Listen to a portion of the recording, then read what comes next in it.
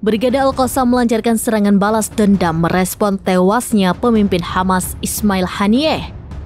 Serangan itu dilancarkan dengan menghancurkan tank tempur Israel yang juga menewaskan pasukan IDF.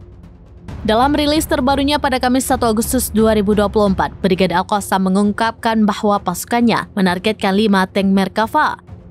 Pasukan Hamas juga menghancurkan 2 bulldozer D9 di waktu bersamaan. Serangan tersebut dilakukan dalam 7 serangan beruntun. Serangan balasan ini dilancarkan tak sampai beberapa jam setelah Haniyeh dinyatakan tewas di Teheran, Iran. Sebagian besar serangan terjadi di Rafah dan Khan Younis. Serangan ini dilancarkan dengan kerjasama antara Brigade Al-Quds dan Brigade Al-Qassam. Mereka juga mengklaim telah melancarkan serangan dengan rudal SK-8 terhadap pasukan Israel. Balas dendam ini dilakukan tidak hanya melalui serangan darat. Dua pasukan Palestina ini menyerang dari berbagai sisi, baik darat, bawah tanah, maupun udara.